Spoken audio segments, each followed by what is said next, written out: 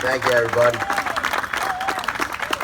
My name's Charles Strange. I'm the Gold Star father of Michael Strange.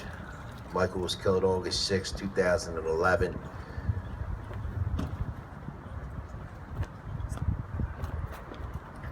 The biggest loss of life in the Iraq and Afghan war. 31 men. And the biggest loss of life in the history of America. 22 men from Dev Group. And I just want to thank the Oath Keepers. What an organization. They reached out to me when my son passed, and then I seen them on the news when they were in Ferguson, blocking the poor lady. They were trying to burn her bakery down in somebody else's store. Now they stood in front. I said, man, that's America right there. That's, stand up, you know.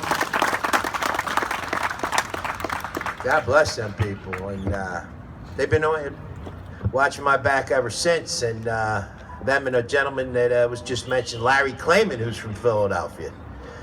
And after my son passed, I had a lot of questions. It was 93 days after the Bin Laden raid, and my wife figured out how to download a disc that we weren't supposed to get from our government. And I also met with a gentleman by the name of Barack Hussein Obama.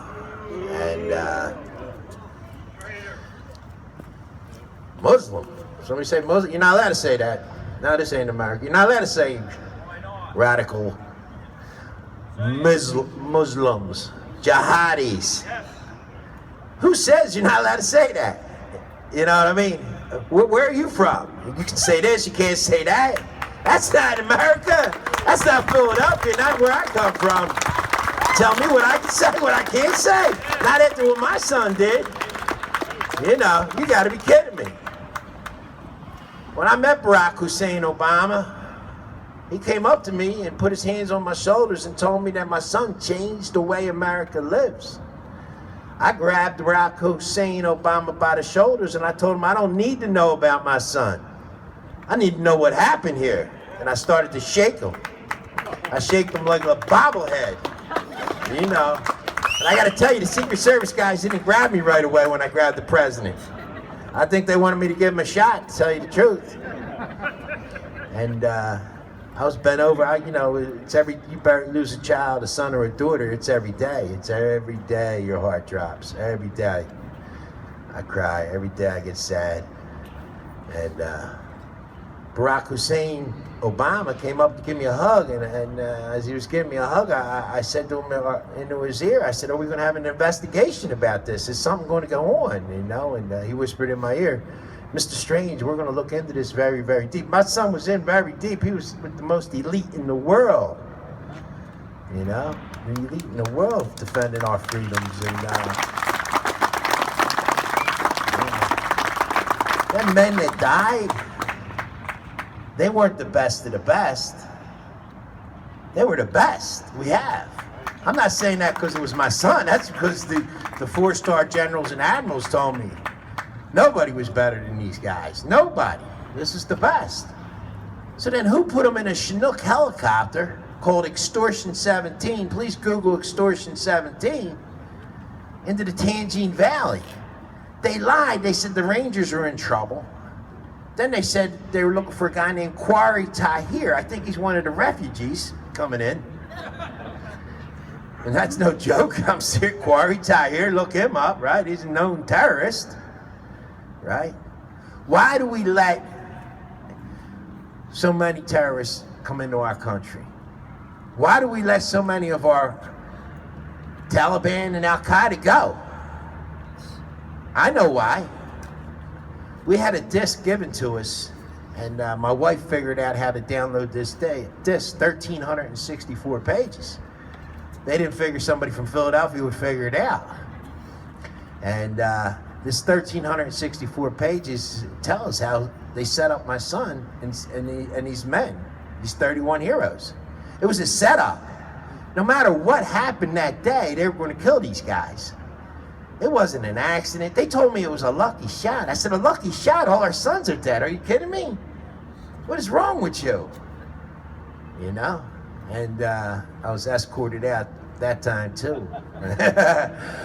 I was also escorted out when I met Leon the Snake Panetta. That son of a bitch, you know. You gotta be kidding me. We brought 1,500 people down to where SEAL Team 6 lives. You know? They said, Jim, what are you doing? Snake, what are you doing? He said, I thought they had clearance. I guess just like they bring in the Syrian refugees. Oh, I thought they were clearance. Boston bombers. You know. It goes on and on here in this country, what's going on in these last 8 years.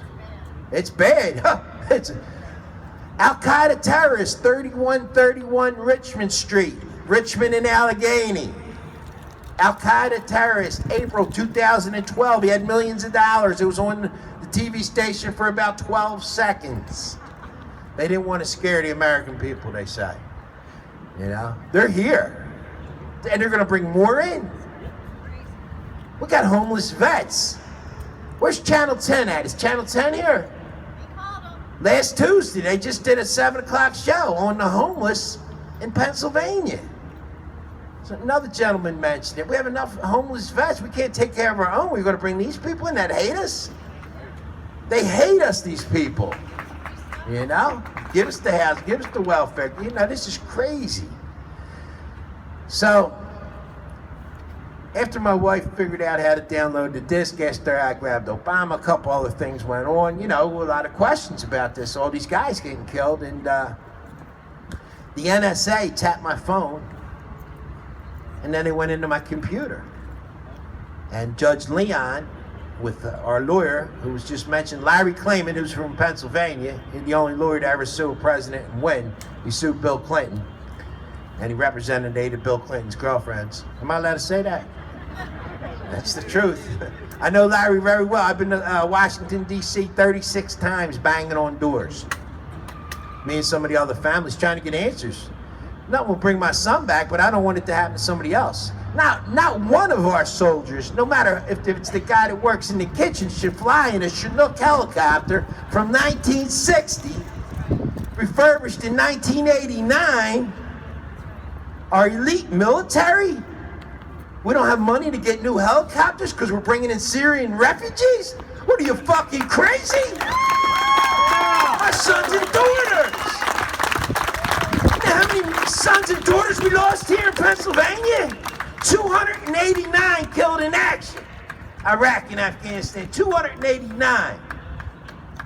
Because we can't afford a goddamn helicopter for our sons and daughters to go over there to fight for our freedoms. But you're going to bring in these son of a bitches? Let them go live next to Wolf. Where the fuck's he at? Bring him the fuck out here. No good son of a bitch. You gotta be kidding me. You gotta be kidding me. Go to Kensington. See the homeless people down there. You know, this is nuts what's going on in this government. We got to stand up. We got to bring more people. You know, we got to go to, I've been to Washington, D.C. We had rallies. You got to bring more people. We got to do something to, you know, what's going on here. They're going to kill us. Right here in our own backyard, they're here. Al-Qaeda, Richmond Street, Boston. Let me tell you, the guys that I know from the teams, they said right between New York and Washington, D.C., Mr. Strange, is the most dangerous, Pennsylvania and New Jersey.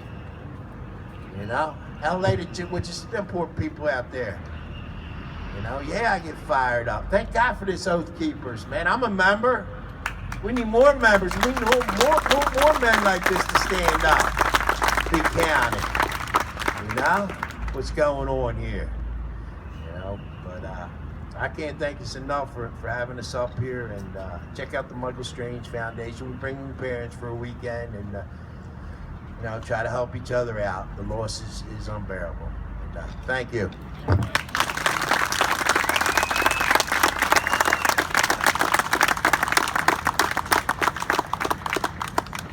Charlie, thank you.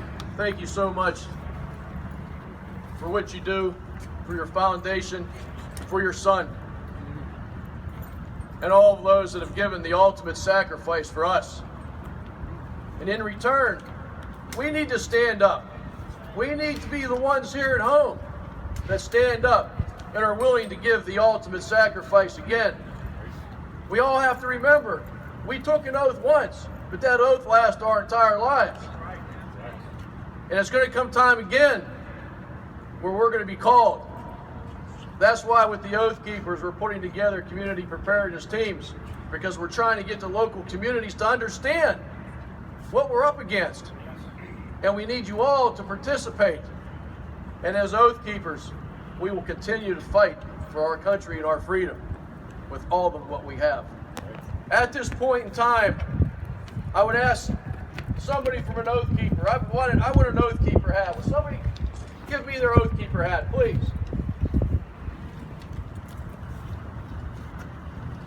Thank you, sir. And I'm going to ask you, take this. Right now, what we're going to do is we're going to pass a hat. And I'm asking everybody to please make a donation to the Michael Strange Foundation for what they do. We'll be passing a hat from the Oath Keepers, and I ask you to please contribute. Thank you very much. Our next speaker is a Vietnam combat veteran.